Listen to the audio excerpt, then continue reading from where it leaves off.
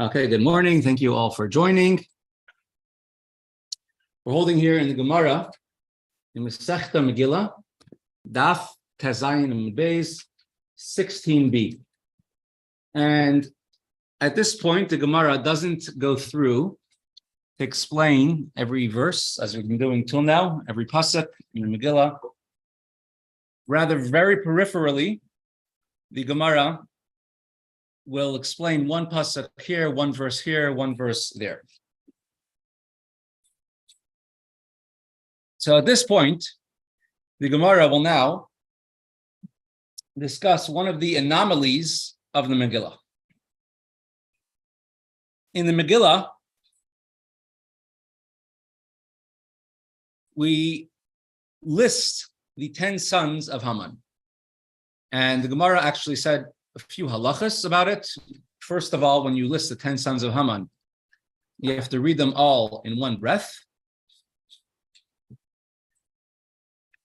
In addition to that, the vav of Vayizasa is a large vav.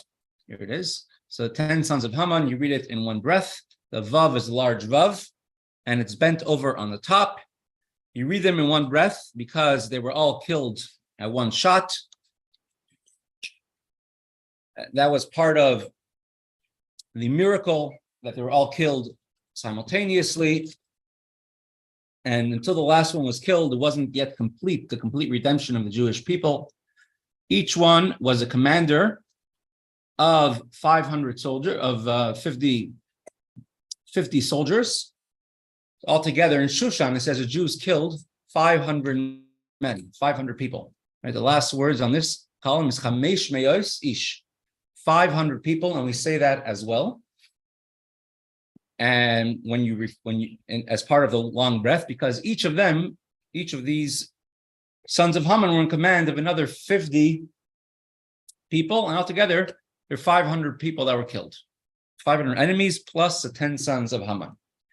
In addition, it's brought in a medrash that the 10 sons of Haman each gave Haman 1,000 silver talents. If you remember, Haman gave the king 10,000 silver talents. Aseres alafim kikar kasef. So each one of them gave him 1,000 silver talents, altogether 10,000.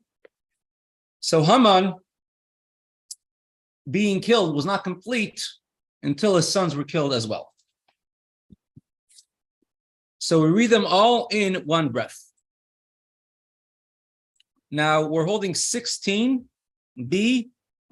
Hello. 3.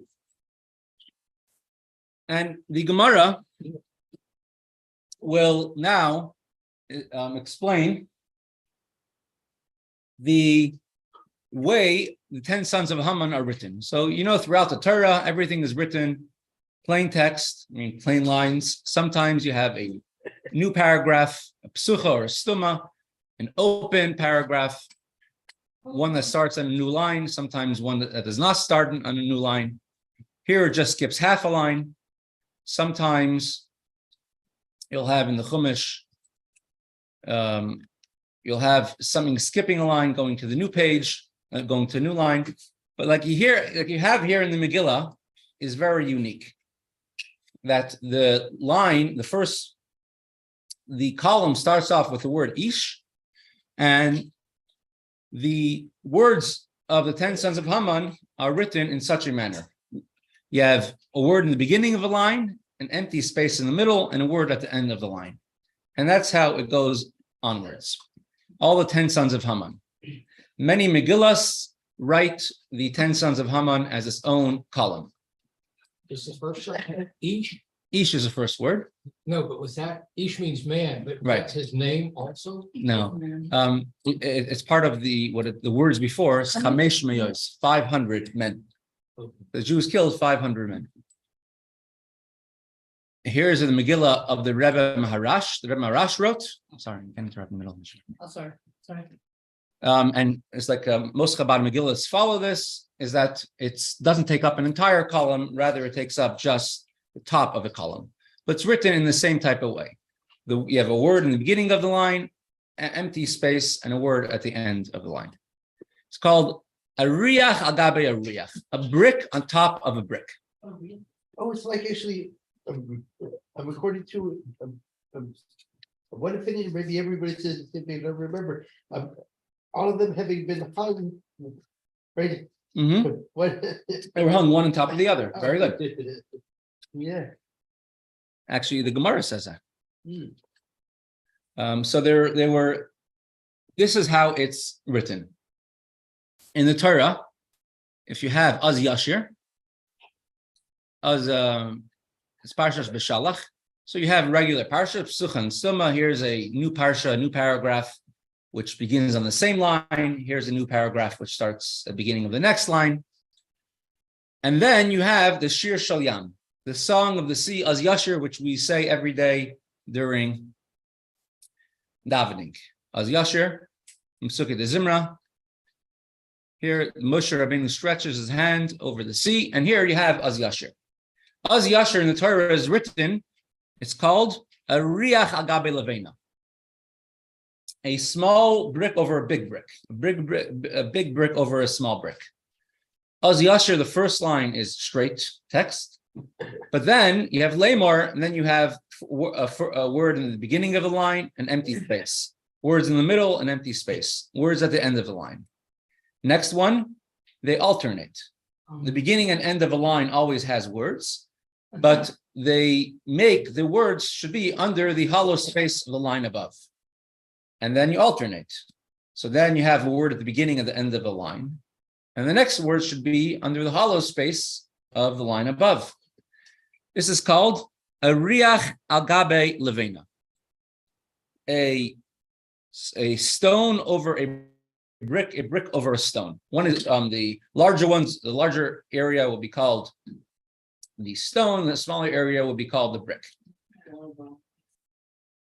In the Torah, you have 8 different shiras, 8 different songs written in the Torah. Hazinu, right? I think is one song, right? Hazinu is a song, so let me bring up Hazinu on the screen. Hazinu. Here's Hazinu, right? Hazinu is written in the same way the sons of Haman are written. You have words in the beginning of the line, an empty space, and words at the end of the line. This is a Parshas Hazinu. Almost the entire Parsha, except for the last Aliyah, is written in such a way. There has to be some sort of deeper meaning. Hazinu is a song. We'll get into that. We'll get into some of the deeper meanings, and then you'll do some research and come back to us with the rest.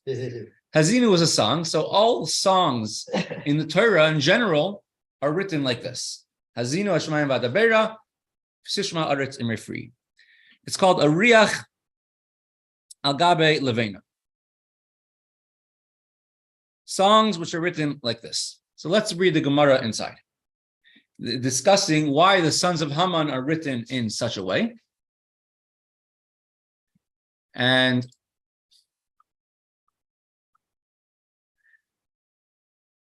why different shiras, different songs are written in different ways. Let me just move this on. There it is. Okay, so let's read the Gemara inside. So 16b3, second in the bottom of the first side. Amar Rabbi Chanina bar Papa, says Rabbi Chanina bar Papa, Darash Rav Shela ish Kfar Tamarta. Rav Shela, a man of the village of Tamarta, modern day Israel. You have a village called Timras, somewhere in Galilee, not Galilee, Yehuda and Judah, which is also, they say it's near the original Timrata, but he's brought down, several of Shela's brought down. Whenever he's brought down, he's usually darash. Darash means like a homiletical interpretation, not like a halachic or a law, but rather more of a gadata type of interpretation. Kol hashiras, all of the songs which are written in the Torah and Tanakh. There are 8 of them. First one is when the Jews crossed the sea. There's a one when the Jews went, they sang a song for the well of Miriam, Hazinu, the kings of Canaan, which are killed in Yeshua. There's list off 31 kings. The song of Devorah, the song of David in Shmuel Beis, and the song of Koheles, and the 10 sons of Haman. So altogether 8 songs. Kula nichtaves ariach agabe levena, levena agabe ariach. All of them are arranged in such a way when they're written in the Torah, in a manner that there's an empty space over a brick and a brick upon a half a brick, meaning every line of the song is divided into text, which is called a half brick, separated by a blank space called the whole brick, and then another bit of text. Now, a song is in general either when we thank Hashem for saving us, but specifically when a Russia has a downfall, when a Russia is destroyed, we praise Hashem. That's what happened when we crossed the sea. Hazinu is a song Moshe Rabbeinu told the Jews about the kings who will fall in front of the Jews, the 31 kings who were killed, Rishaim who were killed. So either a miracle that Hashem did for us, like the well of Miriam, or when a Russia, an evil person, got destroyed, and then avoid Rishaim Rino, when an evil man, a Russia, has a downfall, then you rejoice, you're happy, and we sing a song. Chutz, except for Mishirazu umalche Kinaan. There are two exceptions to the rule, referring to the list of Haman's sons, and the song listing the kings of Canaan who were defeated by Yeshua. She'ariach agabe ariach ulevena agabe levena. They are written in such a way that unlike Az Yashir, which is a writing over empty space over writing over the empty space, and it alternates. Unlike there, the sons of Haman are writing over writing and empty space over empty space. My time, and what's the reason for this? Because it's giving a hint over here. Because shaloi tehei takuma lamapalasan, in order that the enemies of the Jews should never rise from their downfall. When you build a wall, so you have to, if you build a wall only very narrow, no width to it, the wall is not going to stand. It's not going to last. So the enemies of the Jews, right? If you have a wide area, let's say if you're walking on a wide walkway, it could be 20 feet in the air, but you're not scared to walk. You're walking on a little tightrope, right? You have to be very careful how you're walking, even if it's 4 feet up in the air. So in a similar sense, when the text is very wide, let's say like by Az Yashir, when the text is wide, so then it's saying that you have a wide area to walk, you're more secure. But if it's very small, like it is by the sons of Haman, like very small area, then they're never going to be able to stand up and become solid, become standing again.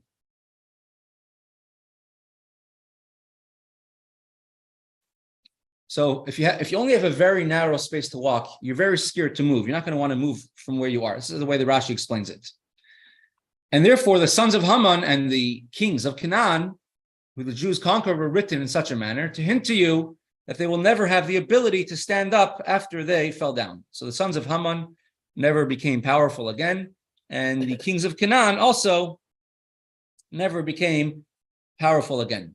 Ha'azinu, although Hazinu is, much of it is talking about how the Jews should listen to the Torah, but it also talks about Harninu Goyim Amay Kidam Avad Avikim. Hashem will avenge the Jews from all of those who persecute them during the time of exile, during the Gullus. As we go on, Hashem will listen to them. Ashiv Nakom Litzarai, Musani Hashalim. I will have vengeance against those who have pain the Jewish people, and I will pay back all those who hate me, says Hashem. My Hashem says, my arrows will be satiated with blood, my charbitech al-basar, and my sword of vengeance against those who persecuted the Jews will be full of eating flesh of the enemies. So Hashem says, since we're talking about the enemies of the Jews will never will be destroyed by Hashem, and therefore in the same manner, it's written in the same way as the sons of Haman, text over text, and it's empty space in the middle. Therefore, in order to say that it will never, that they will never, their enemies of the Jews will never be able to stand up and hold their head up high again. So all of these songs are written in such a way that in general, it's being supported, meaning that the one in the middle is being supported by the ones under it. This one's being supported by the ones under it, except for the ones which talk about the Rishoyim and evil people or enemies of the Jews, which are either the 31 kings of Canaan, Haman's sons, are enemies in the future, and all of these people will have a downfall forever. The Ben Ish Chai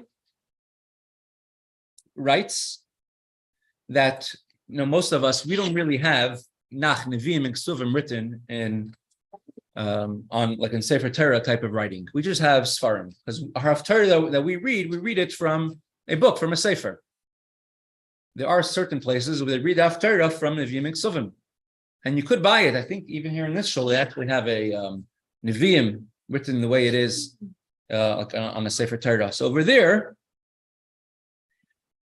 it has a different song. So for example, the song of David HaMelech, the day that Hashem saved him from his enemies,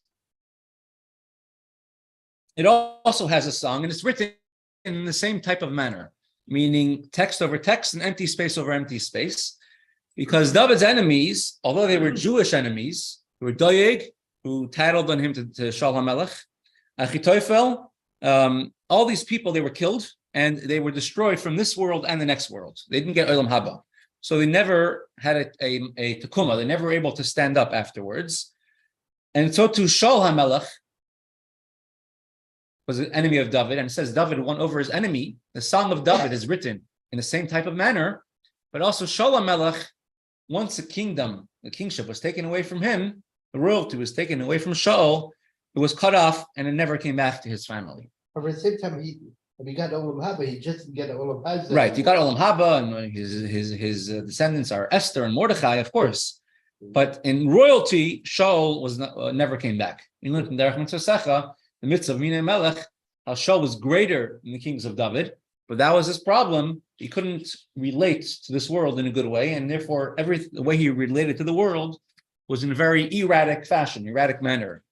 And he became mad, and he thought he knew better than the Navi Shmuel, but he was necessary to start off. When you start when a rocket ship takes off, you need to have 3 big fuel rockets, and they fall off later on.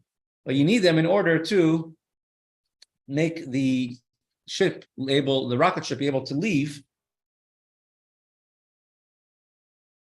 the gravity of the earth.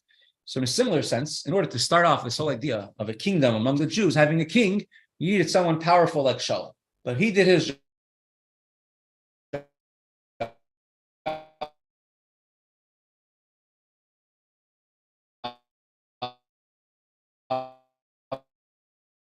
it was only one generation. So that's how the Ben Ish Chai explains over here. Am I correct in saying that Shaul was only a king for 2 years?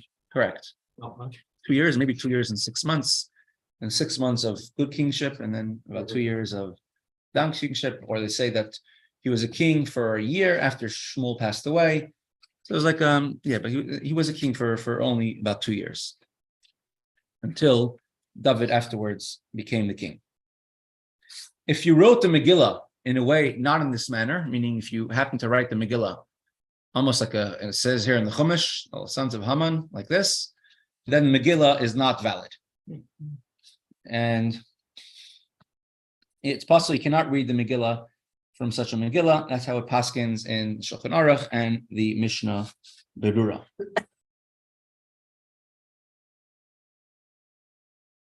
In a Sefer Torah,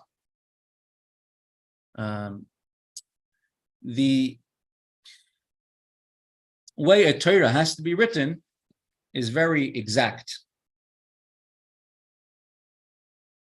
A Sefer Torah, we have what's called sirtut. We have lines in a Sefer Torah that are scratched out. Now, we're going to learn more about this a little bit more in depth in Daf Yud Ches, in another 2 blocks. In the next parak, we'll talk much more. We're going to talk about writing a Megillah. So we're going to talk about when do you need to have a Megillah written. So in a Megillah, you need sirtut, you need lines written. In Nevi'im, you need lines. In Mezuzah and Tefillin, you need lines. But we're going to discuss if a Sefer Torah needs lines, and the example is a Sefer Torah, is a Megillah to be like a Sefer Torah. But Tefillin do not need lines. So Tefillin are actually, Mezuzahs do need lines, and Tefillin do not need lines. And that's the way it's actually What's written. that meaning by lines? There's, You know, like in Yed Aliyah, you see the lines in the Torah? It's called I sirtut. know they're straight across. Right. But is there invisible lines? No, we're talking about those lines.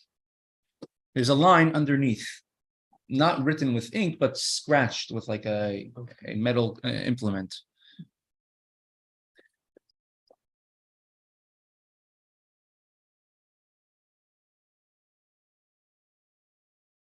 All right. One last thing here in the Gemara. Rabbeinu Tam writes a little bit different over here. That a riach and levena have a different meaning. He writes a brick and a half brick. I'm talking about now the small part of the writing and the wide part of the writing. He doesn't call the empty part any the riach or levena. And he explains that when the line when you have a wall that you're built and you only have a certain amount of bricks, so then you want it to be steady, you can't have them next to each other. They have to overlap.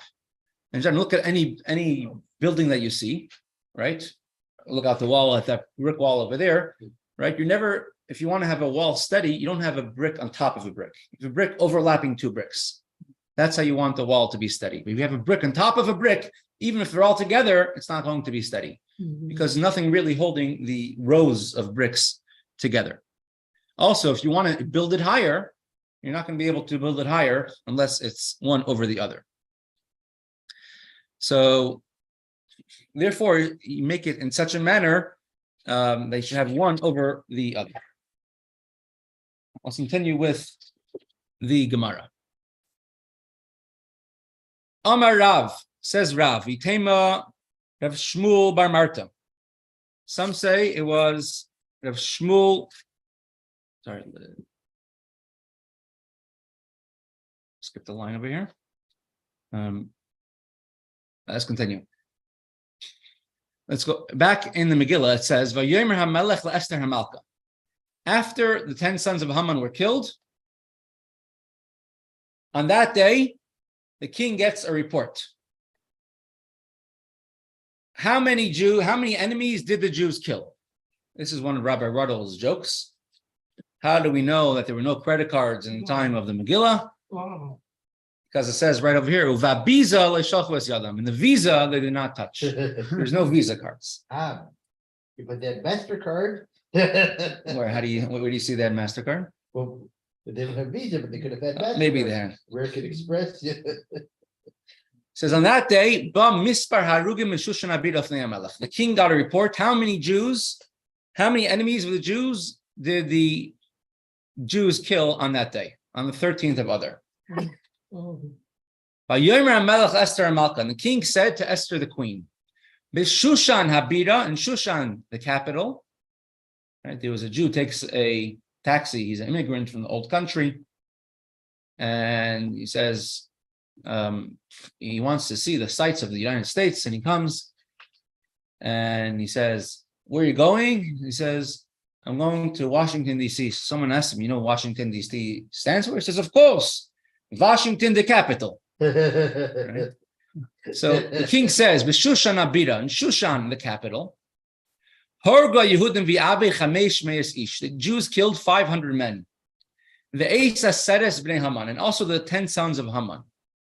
Bishor medinois hamelech ma'asu. What have they done in the other countries of the king? In addition, the king says, what is your request that should be granted to you? What is your petition? And it shall be done. And the Esther and the king Esther says, if it pleases the king, let tomorrow be granted as well to the Jews in Shushan, to do as they have done today. In other countries of the king, they fought their enemies and killed 75,000 enemies. In Shushan, they killed 500, but there are many enemies in Shushan itself, in the capital. So he says, let us have permission to kill our enemies tomorrow as well. And let Haman's 10 sons hang on the gallows. Whether it was these 10 sons or another extra 10 sons, it's a question. But the other 10 sons of Haman to hang on the gallows. The king ordered it should be done so. But he nasin das b'Shushan, and he gave the decree in Shushan that Jews could fight their enemies. V'eis haseres b'nei Haman talu, and then he hung the 10 sons of Haman on the tree. So the Gemara will now explain like this. Achashverosh was actually very upset, very angry. Why was he angry? He's angry. He's got to report the Jews killed 75,000 people. 75,000 tax-paying citizens. I know he wouldn't have been upset if all the Jews got killed, but 75,000 people were killed, plus 500 people were killed. And these were maybe people of his army. The king was upset. How do you see he was upset? From the words of the pasuk. The words of the pasuk are,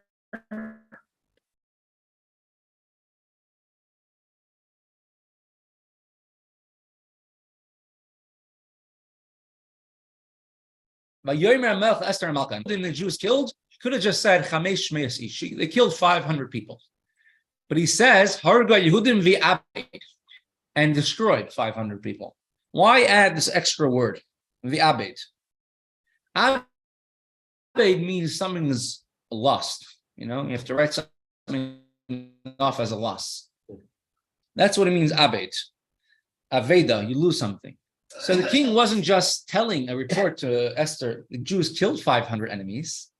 They were saying ve'abed, and they destroyed. I lost now 500 people. The king's upset about it. So says the Gemara. The king told to Esther the queen, in Shushan, the capital, the Jews killed 500 men. But then he ends off very softly, and he says, what is your request, and I shall grant it to you. What is your petition, and that shall be done. He ends off very softly. So why was he starting off speaking in a way of anger and ended up speaking in a very soft manner to Esther? Says the Gemara, even though Esther didn't yet request anything, Achashverosh himself offered to Esther, is there anything else that you want? What happened? Says the Gemara, Omar Rabbi Abahu, says Rabbi Abahu, Melamed, it comes to teach you, Shebamalach v'satrei apriv. As Achashverosh started speaking to Esther, saying how I'm all upset, how the Jews killed so many of their enemies, so many people, a malach, an angel, came and slapped Achashverosh on his mouth, stopped him what he was saying. Meaning, started off with a complaint what the Jews were doing, and ended up he had to be stopped in the middle from what he was saying, and therefore he realized that he can't say anything negative, and therefore he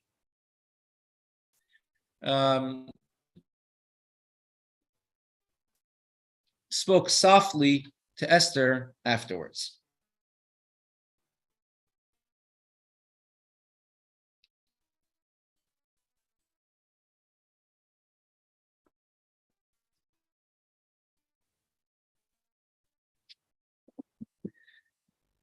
The Jews in the rest of the countries took them 2 days, and therefore the Jews in Shushan celebrate Purim on the second day of Purim, on Tesvav Adar, because on the 13th and 14th of Adar they're fighting their enemies, and we have therefore Shushan Purim. And if you remember in the beginning of the Megillah on Mesechta, we went quite at length all about could you read the Megillah in an unwalled city on Shushan Purim if Purim comes out to be on Shabbos. Now,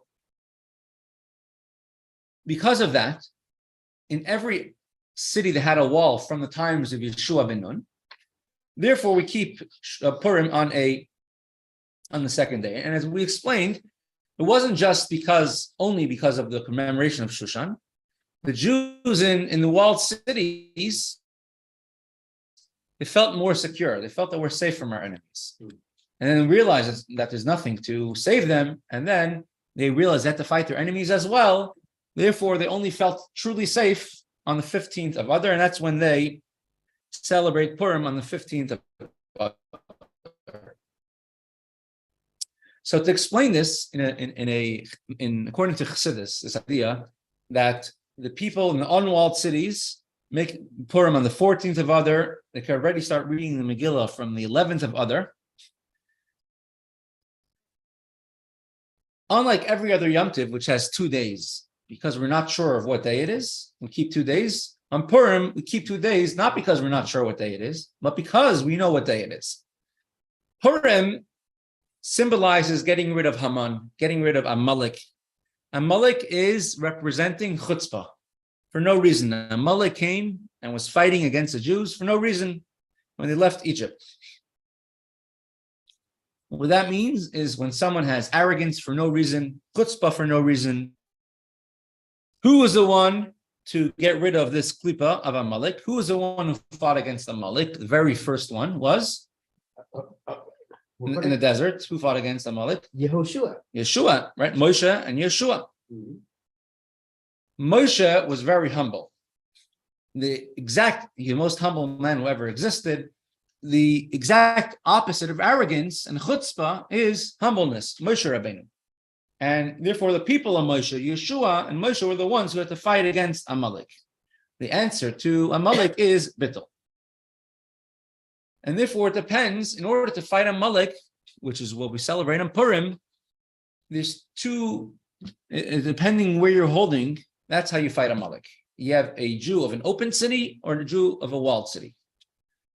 A Jew of a walled city, a wall means I have separations, which means there's separations between my good and my bad in my life. I separate between the Yetzer Tov and the Yetzer Hara.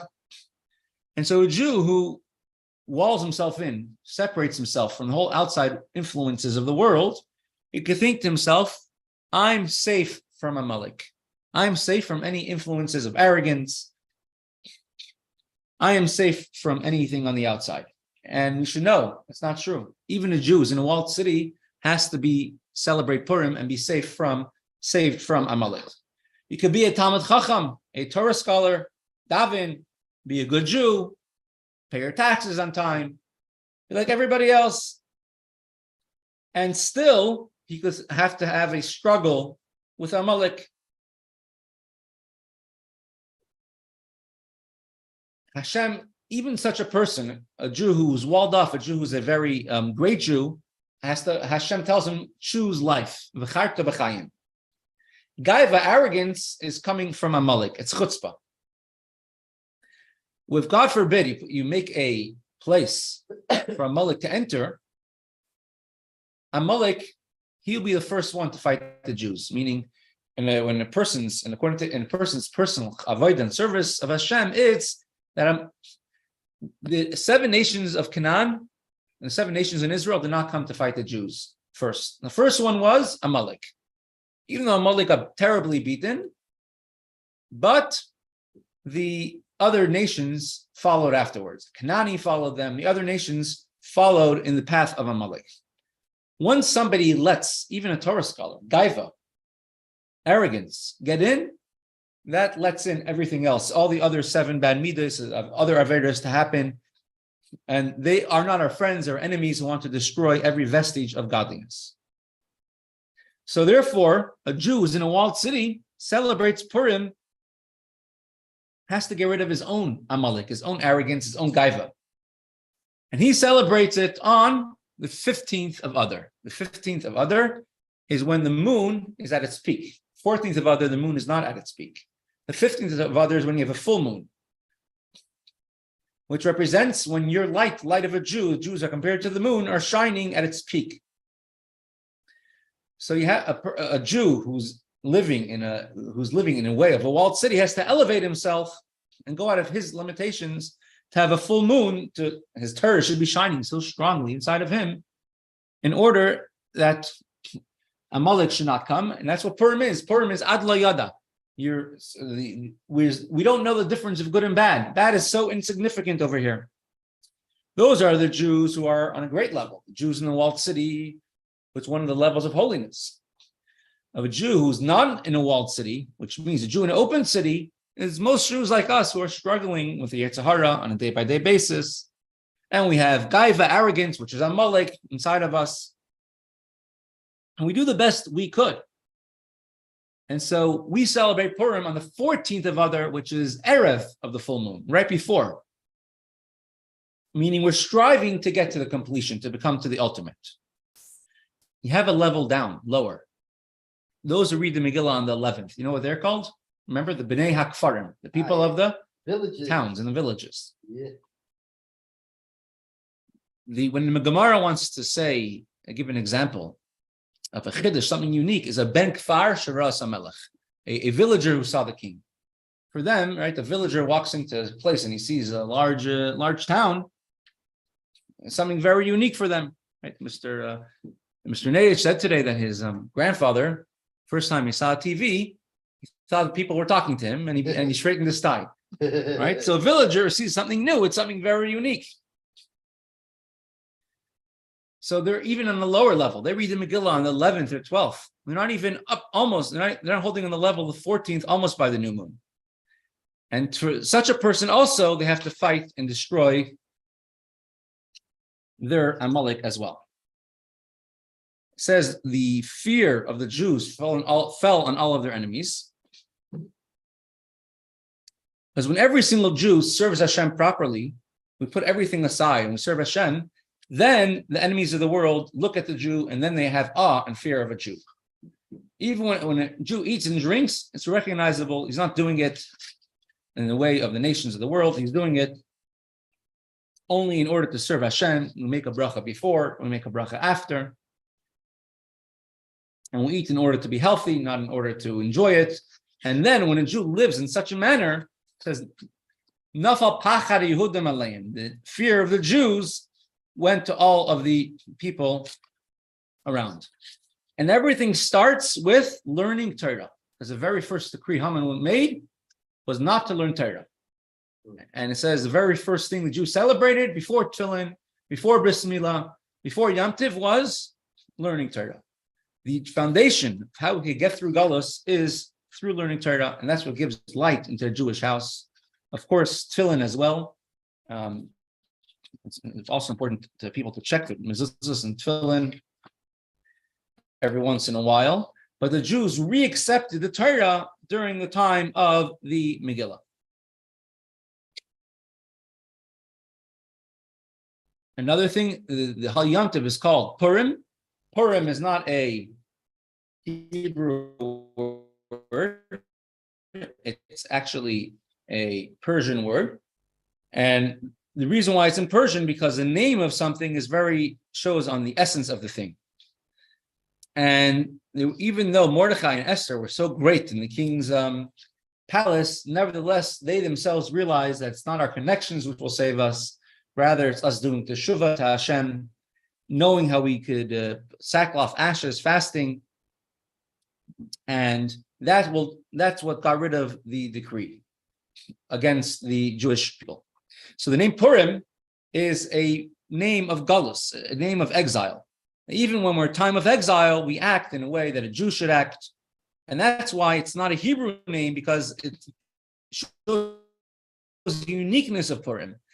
The uniqueness of Purim over every other Yom Tiv, besides for Hanukkah, was done at a time when the Jews were saved. Hashem took us out of Egypt. We celebrate Pesach Sukkot for the clouds. Every Yom Tif was when the Jews were not in Gullus, except for Hanukkah and Purim, which the uniqueness of it is that even in such a situation as we were, we still stood very, very strong to go in the ways of Hashem.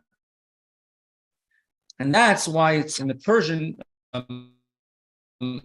not Hebrew, in order to say the uniqueness of Purim.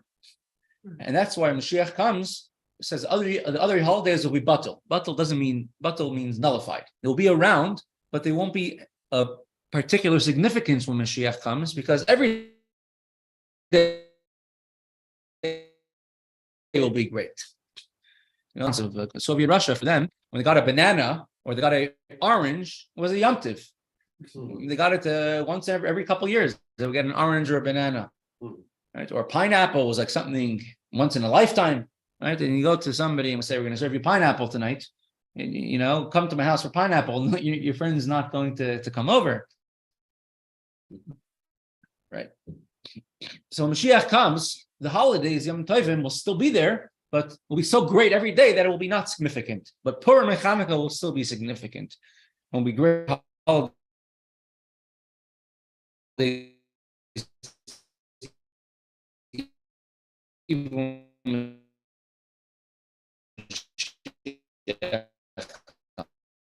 because of the revelation of the godliness.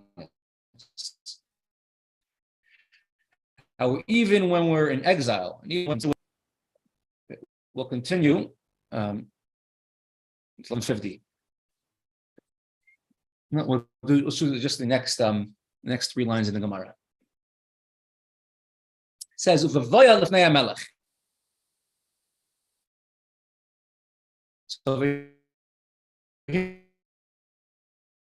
if you see in the Megillah, we're skipped. The Jews rested from their enemies and they made Purim on 13th of 14th of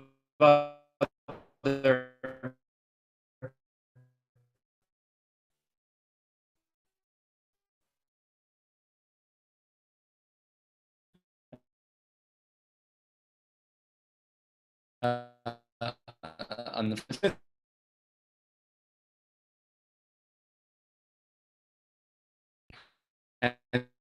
And accept what they began to do, the poor, which is the resource of above the before the king.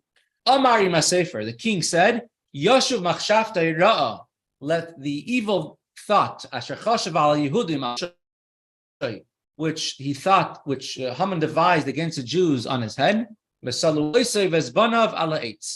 hang Haman and his sons on the gallows. Says the Gemara, when she came in front of the king, she is when Esther came in front of the king. Gemara asks, Omar Ima Sefer,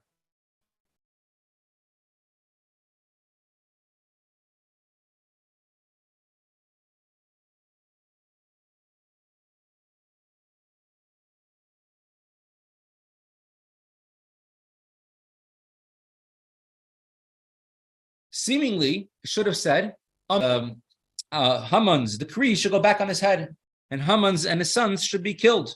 Because the king told Esther, tell the scribes whatever you want. Why does it say Amar Ima Sefer? The king said, let the scribe say. Says the Gemara. Amar Rabbi Yochanan. Says Rabbi Yochanan. The reason why it says Amar, that he said, the king said, not Amra, that she said, even though the king told Esther to tell the scribes whatever she wants. The king said, I want you to read out loud what was written. Don't just write it down and put it in the encyclopedia and put it on the shelf. I want you to go and to read out loud the story of what happened, meaning this is the first Purim, and the king is saying, I want you to read the Megillah to everybody. The first Purim. The second Purim, Mordechai and Esther said the Jews should read the Megillah every year. But the first year, Achashverosh said, you should read the Megillah. read this, you wrote it down. I want it to be read out loud to all the Jews. They should know what Haman wanted to do and how a miracle happened, how I saved them, but how they were saved. It doesn't say right out that Achashverosh was as bad as Haman though, in the Megillah. It doesn't say that straight out, correct. And Even though this is like underneath the surface. correct. If you look at the having trouble with the connection, I'm sorry. I have good Wi-Fi here. So if you read the Megillah, it's sort of like a connection. It says, and the Jews took upon themselves, it's like a flow, what they commenced to do, what Mordechai had written to them, that Haman was killed. And when they came in front of the king, this is all part of the series, the flow of what was said. Another important point to bring out over here is they blamed Achashverosh wanted to take the credit for giving the order to kill Haman and his sons. On the other hand, as well, it's not just taking the credit, it's also taking the blame. Because you never know. Achashverosh is very fickle. He changes his mind very often. Achashverosh might one day wake up, look at his chronicles, look at the Megillah. Hey, Mordechai, Esther, you commanded to kill so many soldiers, so many people, 75,000 plus 500, plus Haman and his 10 sons. It's all Mordechai's fault. Sam Sefer says, for an anti-Semite, Sam Sefer, he was a Rav in Pittsburgh. You know, even though he had Franz Joseph, a very good king to the Jews, I mean, he had to fight with Napoleon, but still, the Chaim Sofer was very aware exactly the plight of the Jews at that time, and we'll see later on. It says when Esther told the Chacham, told the sages, write down the Megillah, and they said we don't want to do it. One of the reasons was you're making anti-Semitism. You know, Jews are making a big deal. You know, let us sort of sweep this under the rug. No, you should not make anti-Semitism here. The nations shouldn't get jealous of us. So Hashem put in Achashverosh's heart that he should be the one to write it down. Achashverosh, Amar, he said. Achashverosh was the one taking the blame and taking the credit.